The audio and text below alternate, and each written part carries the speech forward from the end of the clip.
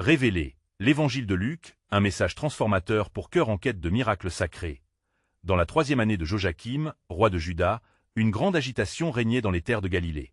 Les murmures à propos d'un homme, Jésus de Nazareth, commençaient à se propager à travers les villages, promesses de miracles et de guérison perçant le cœur des affligés. Véronique, une femme de Galilée, vivait un tourment silencieux, recluse dans un coin de son esprit, à l'ombre de la souffrance que lui infligeait une maladie incurable. Elle était souvent ignorée, un fantôme parmi la foule animée du marché, où les rires et les échanges résonnaient, lui rappelant son isolement. Y a-t-il encore de l'espoir pour moi? Se demandait-elle inlassablement, alors que des histoires de résurrection et de guérison circulaient, comme des gouttes d'eau sur un sol aride, éveillant une soif désespérée dans son cœur. Le sol poussiéreux de son village portait les marques de luttes ancestrales, et chaque jour, elle se demandait si ces récits de miracles pouvaient transformer son propre destin. Le jour où elle quitta sa maison pour se rendre à Capernaüm, son cœur était un mélange de crainte et d'anticipation. La voix de telle écriture résonnait dans ses oreilles, le juste vivra par la foi. En avançant, elle se frayait un chemin à travers une foule compacte, son corps chancelant sous le poids de l'espoir. La peur d'un nouveau rejet la paralysait. Si seulement je peux toucher son vêtement, je serai guérie, murmurait-elle comme un mantra, tandis que son regard cherchait le manteau de Jésus. Et la tension dans l'air était palpable. Elle aperçut enfin Jésus, entouré de ceux qui cherchaient aussi sa bénédiction. L'excitation bouillonnait autour d'elle, mais elle restait terrifiée, un mélange d'humilité et de détermination la propulsant en avant. Dois-je me battre? Suis-je digne? Ses pensées tourbillonnaient, mais avec chaque pas, sa foi croissait, prête à embrasser une expérience surnaturelle. Tout à coup, dans une ouverture providentielle entre les corps, Véronique se jeta presque à terre et toucha le bord du vêtement de Jésus. Une chaleur indescriptible parcourut son corps. En cet instant, quelque chose de majestueux se produisit. Jésus s'arrêta, se retourna et demanda avec une autorité remplie d'amour, « Qui m'a touché ?» La foule se tut, une tension palpable flottant dans l'air. Véronique, réalisant ce qu'elle avait reçu, savait au plus profond d'elle qu'elle n'était plus la même. Courageusement, elle s'avança, tremblante, consciente d'avoir été vue par celui qui connaissait sa souffrance. Les paroles de Jésus résonnaient comme une mélodie de guérison. « Courage, ma fille, ta foi t'a sauvée. » À cet instant, tout son désespoir s'évanouit, et une nouvelle vie commença à éclore en elle. Avant de continuer avec ce récit biblique incroyable, je veux m'assurer que vous ne manquez aucune de ces histoires puissantes des Écritures. Cliquez sur l'icône de cloche et sélectionnez toutes les notifications. Ces narratifs bibliques ont transformé d'innombrables vies à travers l'histoire. Si la parole de Dieu à travers cette histoire vous bénit, s'il vous plaît aimez et partagez avec quelqu'un qui a besoin d'entendre sur la fidélité de Dieu aujourd'hui. Dites-moi dans les commentaires, quelle histoire biblique a le plus impacté votre parcours de foi? Je suis toujours émerveillé de comment la parole de Dieu parle au cœur à travers les générations. Maintenant continuons avec ce que le Seigneur fit ensuite. Dans le silence de cette rencontre, une transformation s'opérait non seulement en Véronique, mais aussi dans la foule.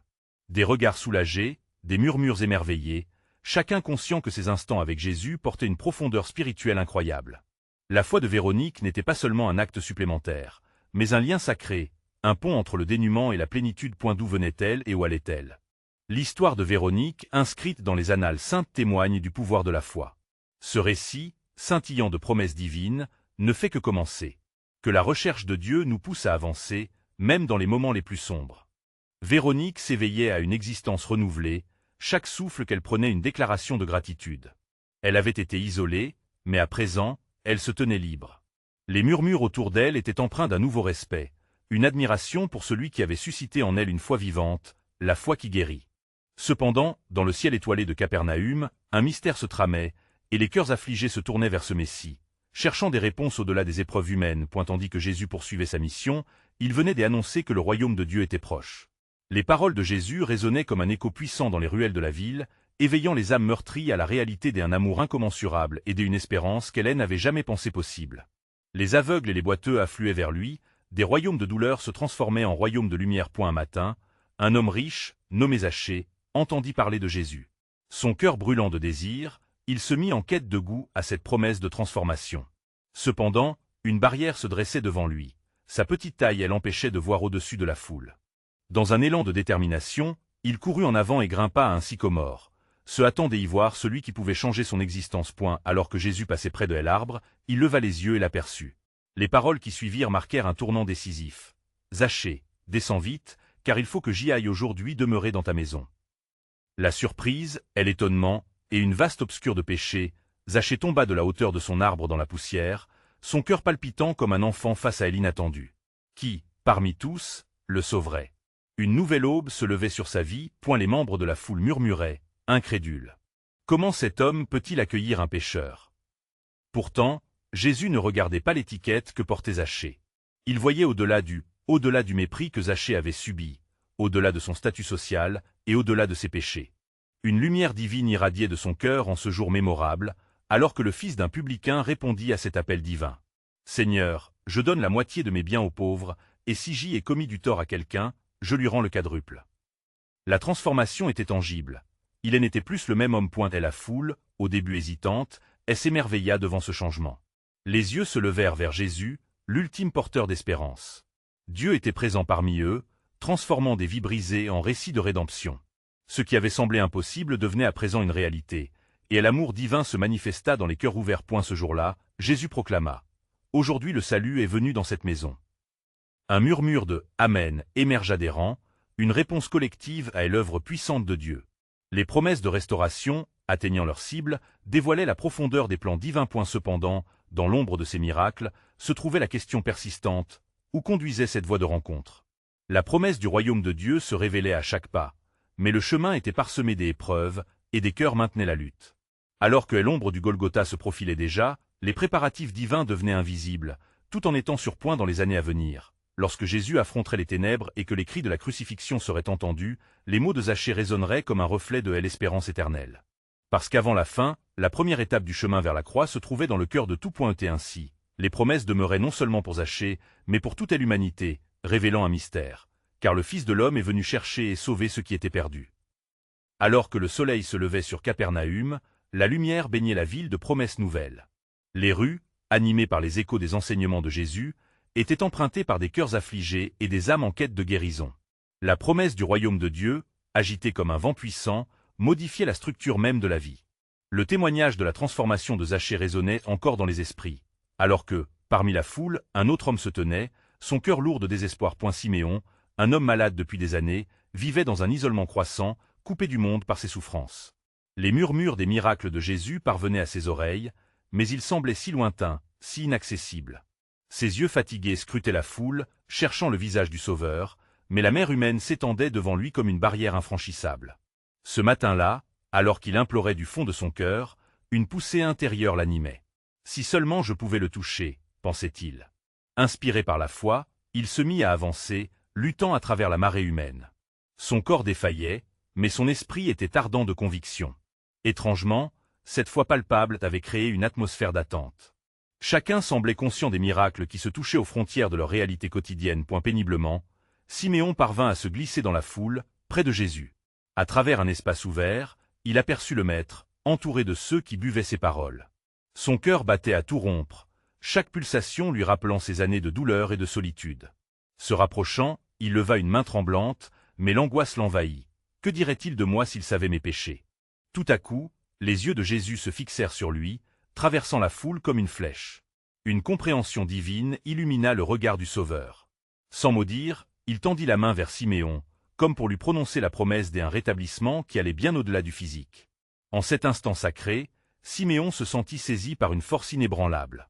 Réalisant que c'était le moment providentiel, il se précipita désespérément vers Jésus, touchant le bord de son vêtement. Aussitôt, un courant d'énergie divine traversa son corps. La douleur, l'angoisse, le rejet, tout s'envola dans une vague d'amour incommensurable. Jésus, voyant ce geste de foi, s'arrêta et demanda « Qui aime à toucher ?» Les disciples, perplexes, répondaient alors que la foule était pressante autour de lui. Mais Jésus savait qu'une lumière s'était levée dans l'obscurité d'un cœur brisé. Siméon se leva, les larmes aux yeux. « C'est moi, Seigneur. J'ai désespérément eu besoin de toi. » Et là, sur le chemin escarpé de la guérison, Jésus déclara avec autorité « Va, ta foi t'a sauvé. À présent, sois en paix. » Le miracle s'accompli, mais le rétablissement émotionnel en était un tout autre. Siméon ressentait la puissance d'une réconciliation divine, un amour qui dépassait ses faiblesses. La foule, témoin de ce spectacle miraculeux, s'approcha fervemment, espérant en recevoir quelque chose de semblable. Tandis que la lumière du jour se tamisait au crépuscule, une promesse incroyable s'éleva dans l'air, flottant comme une plume sacrée. « Car je ne suis pas venu appeler les justes, mais les pécheurs, à la repentance. » La question demeurait cependant comme un murmure divin. Quel serait l'impact de ces miracles sur ceux qui restaient sourds à l'appel? L'écho de la rédemption divine continuait d'éveiller des cœurs, mais jusqu'où s'étendrait cette faveur? Les promesses divines s'épanouissaient, révélant que le véritable voyage de la foi venait juste de commencer. Alors que les jours passaient, la rumeur des miracles de Jésus se répandait tel un feu sur la prairie. Chaque rencontre, chaque témoignage s'ajoutait à la mosaïque de la foi naissante dans la ville. Siméon, maintenant guéri et relevé de son désespoir, parcourait Capernaüm, non plus comme un homme souffrant, mais comme un témoin de la gloire divine. Au fur et à mesure qu'il partageait son imploration et son rétablissement, d'autres, comme lui, commençaient à s'élever des profondeurs de leur néant. Un jour, parmi la foule, une femme nommée Myriam, connue pour sa grande souffrance due à une maladie incurable, entendit Siméon parler de sa rencontre avec Jésus.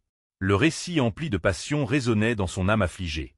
Si cet homme, si accessible parmi tant des autres, a pu être guéri, peut-être qu'il en sera de même pour moi, songea-t-elle dans son cœur. Myriam, déterminée, se mit à suivre l'armada de disciples, espérant apercevoir le Maître. Mais sa condition elle handicapait, marquant chacun de ses pas de précaution, et sa foi n'était pas sans doute. Elle se remémorait les paroles de Jésus. Tout est possible à celui qui croit, Marc 9h23. Inspirée par la conviction, elle avança au gré de la foule, son cœur battant à l'unisson avec son désir de délivrance. Et la nuit tombait lentement sur la ville, lorsque Myriam, au bord de l'épuisement, scruta les contours familiers de Jésus. L'assistance était dense, un océan de corps oppressants, mais son désir de guérison la poussait à avancer. Elle se glissa finalement derrière lui.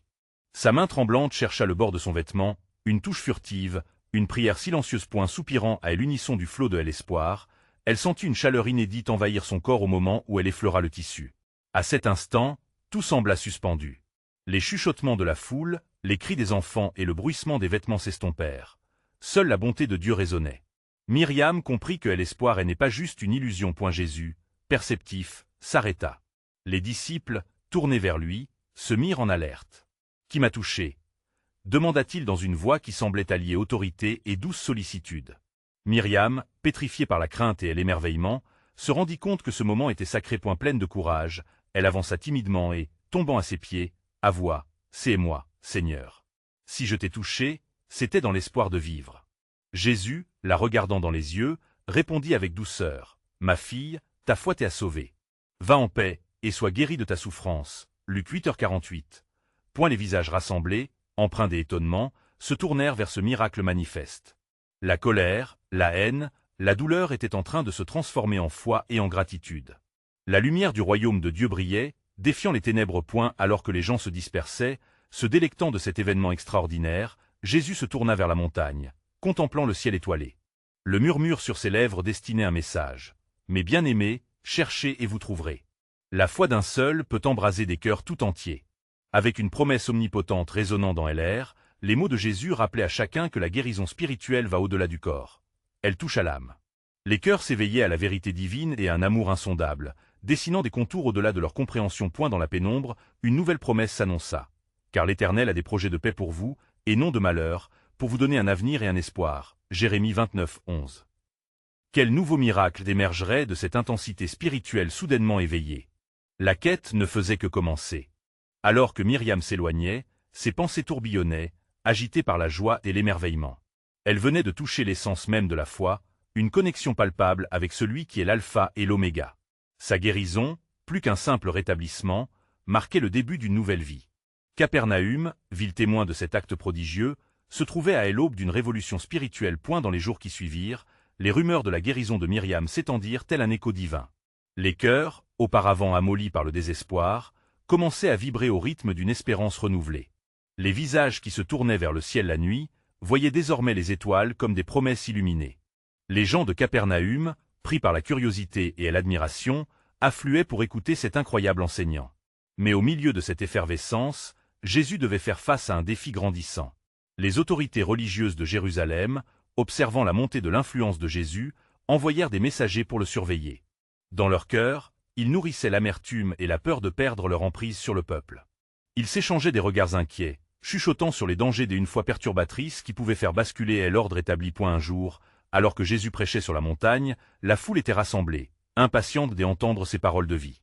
Prêchant sur l'amour et la miséricorde, il disait « Aimez vos ennemis, faites du bien à ceux qui vous haïssent » Luc 6h27. La voix de Jésus, empreinte d'autorité mais aussi de douceur, vibrait dans l'air paisible. Était-ce vraiment possible d'aimer celui qui vous persécute? Cette notion semblait audacieuse, presque insupportable, mais une lumière divine éclairait lentement les esprits. Parmi les auditeurs, un jeune homme nommé Jézabel, fervent israélite mais dérouté par ses enseignements, réfléchissait à son propre chemin élevé dans la tradition.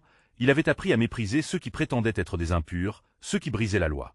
Mais ces mots résonnaient en lui avec une inquiétante familiarité. Pourrait-il être libre de la haine qui l'étouffait? Pourrait-il envisager un avenir où la rédemption rayonnait pour tous, même ceux qui l'avaient rejeté? C'est alors qu'un murmure s'éleva dans la foule. Un homme, accablé par l'angoisse, s'exclama « Ma fille est mourante. Aidez-moi, je vous en prie, Seigneur. » Son appel désespéré sortit Jésus de sa profonde méditation. Ses yeux s'illuminèrent de compassion, et il répondit « Allons, levons-nous. Ta foi peut transformer cette situation. » Alors que Jésus se leva, une tension palpable s'installa. Les attentes grandissaient, tous fixant le maître qui s'avançait vers cet homme meurtri.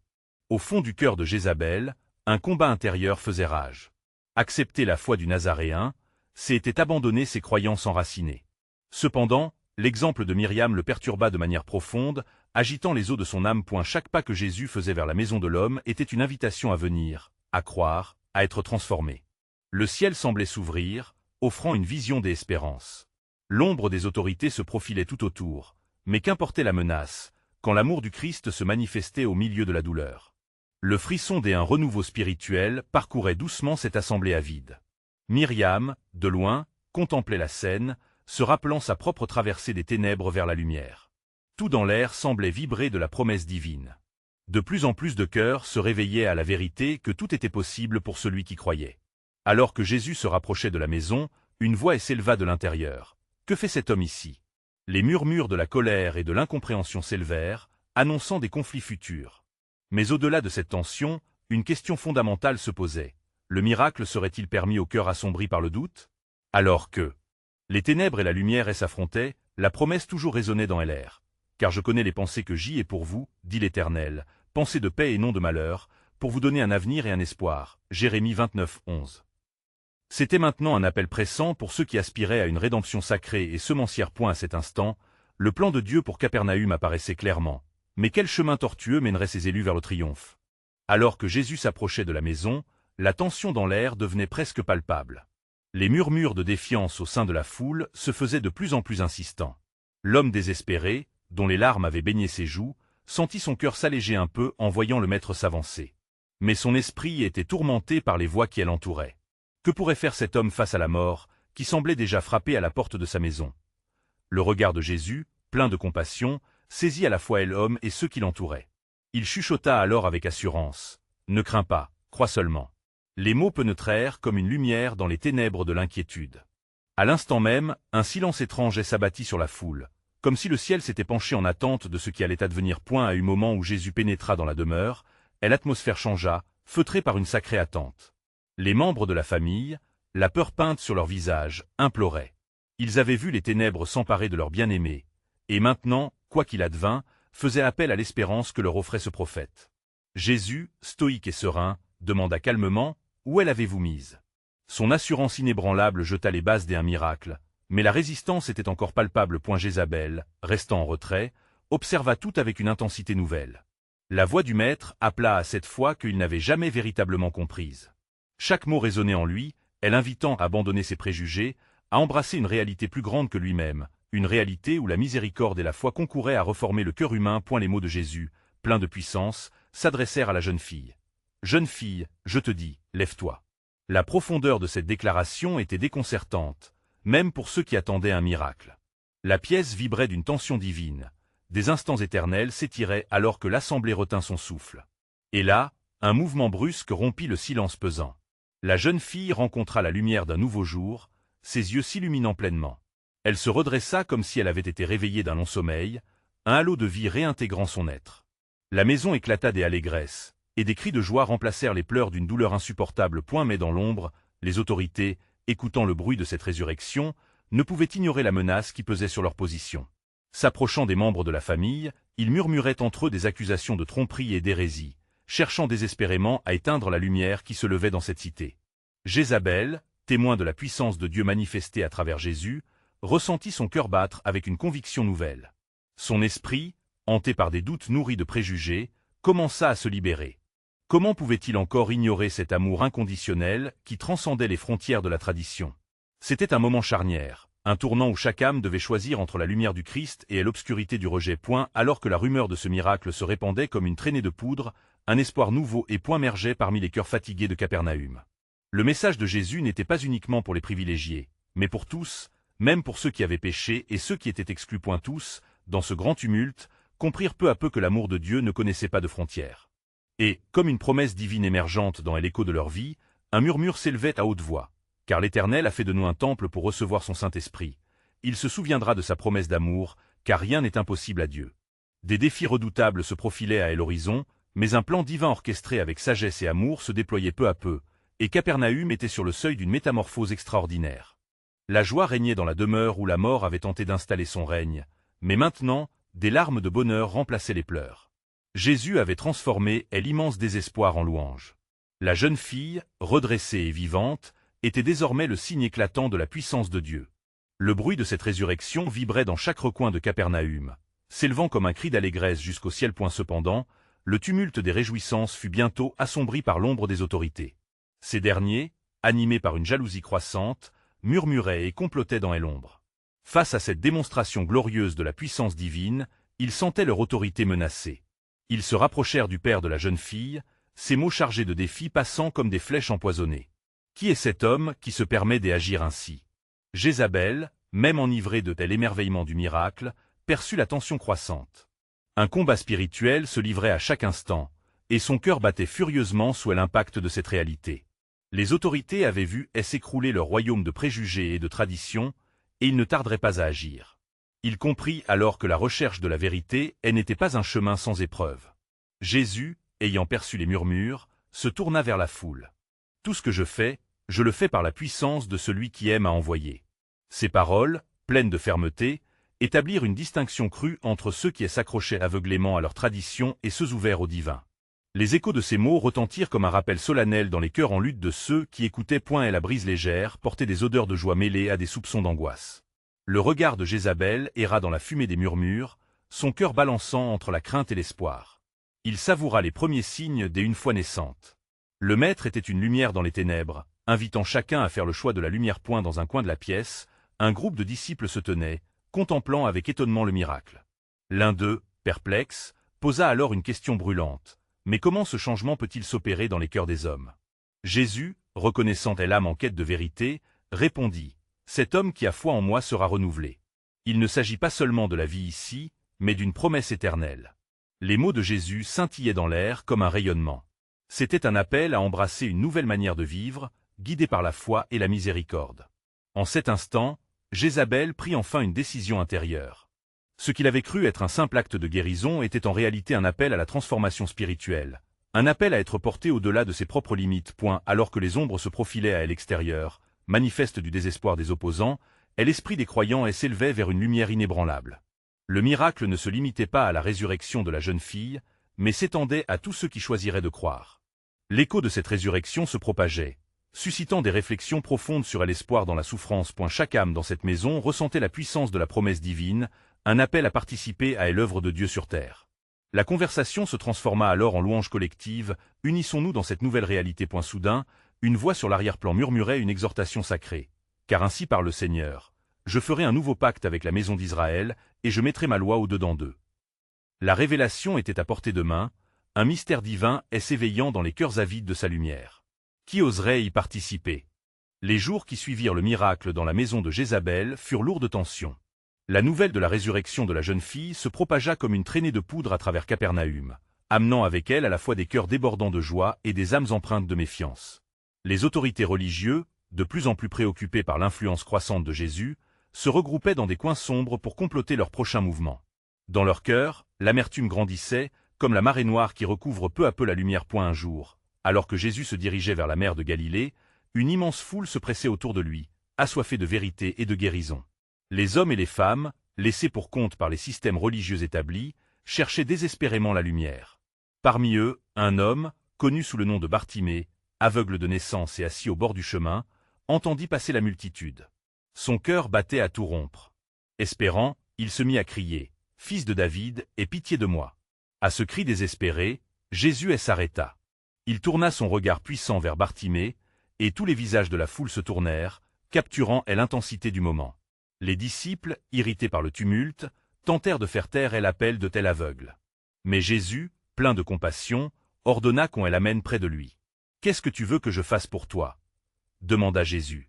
Bartimée, avec une foi éclatante, répondit, « Rabouni, que je puisse recouvrer la vue. » Jésus dit alors, avec un amour transformateur, « Va, ta foi t'a sauvé. » À l'instant même, les yeux de Bartimée s'ouvrirent, et il fut rempli de lumière.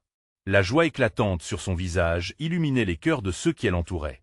De ses propres lèvres, il témoignait des merveilles de son Sauveur, remerciant Dieu pour cette guérison. À mesure que le bruit de ce miracle grandissait, une ombre mouvante s'approcha du groupe rassemblé. C'étaient les chefs religieux, une colère sourde dans leurs regards.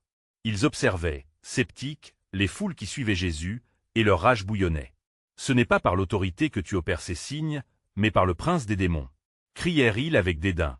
Leur calomnie résonna comme une cloche lugubre, mais Jésus, avec une sagesse divine, leur répondit, « Un royaume divisé ne peut subsister.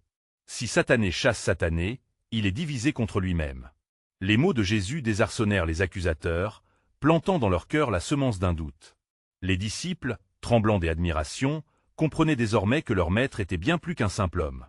Il était la manifestation de la sagesse éternelle de Dieu. Ce qui était sur le point de se jouer devant eux n'était pas simplement une confrontation. C'était l'affrontement entre deux royaumes. Alors que les discussions et les murmures de colère s'intensifiaient, l'Esprit Saint semblait envelopper la scène d'une atmosphère d'attente. Les cœurs étaient à un tournant. Chacun devait choisir son camp. Malheur à ceux par qui le scandale arrive.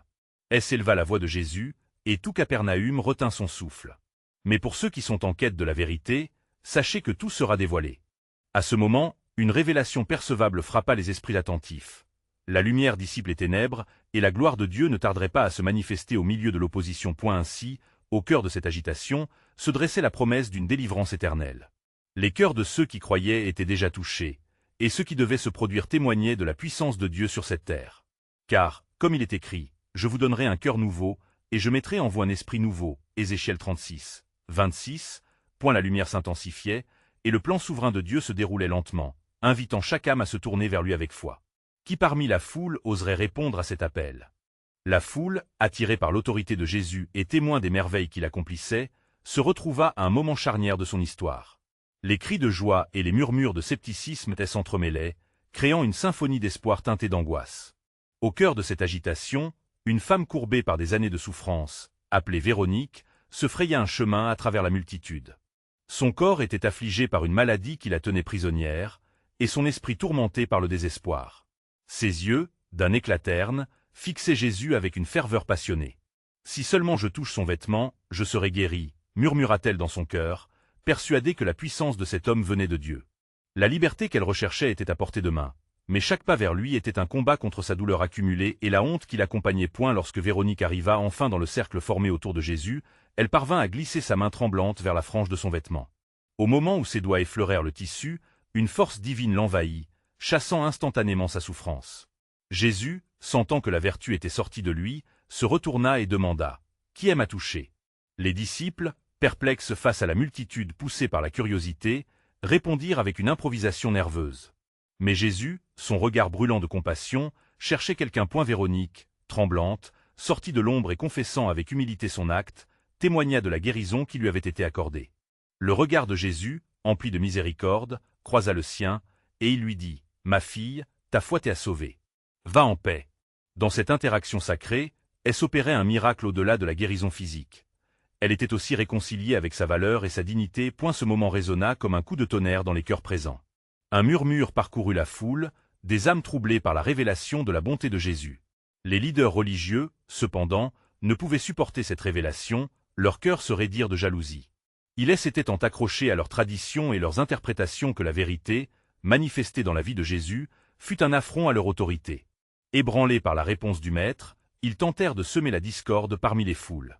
Mais Jésus, conscient de leur manigance, interrompit leurs murmures en déclarant avec force « Je suis venu pour ceux qui ont besoin de guérison, non pour ceux qui se croient justes. » Ces mots frappèrent impitoyablement les cœurs vaniteux, rappelant à tous que la grâce était à la portée de ceux qui se reconnaissaient dans leur détresse. Alors que les tensions culminaient, Jésus annonça un mystérieux avertissement. Elle leur vient, et elle est déjà là, où les vrais adorateurs adoreront le Père en esprit et en vérité.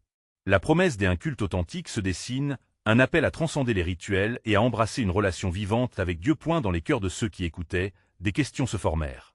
Qui serait digne de ce culte? Qui oserait se lever dans une foi authentique face à l'opposition? Elle appelle à la vie nouvelle résonnait haut et fort. Véronique, tout comme Bartimée, étaient des témoins, révélant que dans la faiblesse se trouvait un chemin vers le glorieux. Car, comme il est écrit, « Mais à tous ceux qui l'ont reçu, il a donné le pouvoir de devenir enfants de Dieu » Jean 1h12. Le plan de Dieu s'étendait au-delà des frontières des cœurs meurtris, illuminant le chemin pour ceux qui cherchaient une rédemption éternelle. Qui parmi la foule saisira cette opportunité sacrée d'entrer dans le royaume de la lumière? La foule continuait à vibrer de l'énergie des miracles, mais sous cette effervescence se cachait une tension palpable, comme un orage prêt à éclater. Alors que Jésus marchait à travers Capernaüm, des murmures de scepticisme et de défi se concrétisaient parmi les autorités religieuses. Elles avaient vu leur pouvoir mis en danger par cet homme dont la miséricorde bouleversait les cœurs. Ensemble, elles formaient un regroupement de ruses et de stratagèmes, cherchant à mieux comprendre cette menace. Cependant, au milieu des inquiétudes des leaders, un événement inattendu se produisit. Une femme nommée Maria joignit ses forces à une multitude grandissante, sa foi ardente au-dessus des réticences. Elle avait entendu parler des guérisons, mais, pour elle, il ne s'agissait pas seulement de recouvrer un bien-être physique. Sa quête était d'aller plus loin, de rencontrer celui qui pouvait transformer non seulement son corps souffrant, mais aussi son âme troublée. Chaque pas vers la multitude définissait un pas vers la liberté, sa voix intérieure chantant le mantra des croyants. « Je crois, aide mon incrédulité » Marc 9h24. Très vite, son regard croisa celui de Jésus, entouré d'un fort entourage. Son cœur palpitait. Chaque fibre de son être criait pour une libération, mais ce qu'elle savait demander était bien plus qu'une guérison. Elle s'approcha en flânant, espérant une occasion d'interagir avec le Sauveur. À cet instant, Jésus se tourna brusquement, posant ses yeux sur elle avec une intensité divine. Le regard de la femme se remplit de détermination, et elle fila à travers la foule. Soudain, se produisit un mouvement inattendu. Tandis que Maria se glissait entre les corps, les yeux de Jésus s'éclairaient d'une sagesse profonde. Voyant son avancée, il annonça avec une autorité douce, « Venez à moi, vous tous qui êtes fatigués et chargés, et je vous donnerai du repos. » Matthieu 11h28. Ces paroles ouaient comme une promesse vibrante, et de nombreuses âmes affligées s'intensifièrent de désir. Alors que Maria atteignait enfin l'endroit où Jésus se tenait, la foule se resserrait autour d'eux, mais dans son cœur, elle savait que son moment était enfin arrivé. « Si seulement je touche son vêtement, je serai guérie », pensait-elle. Elle tendit la main avec espoir, atteignant la frange de son manteau.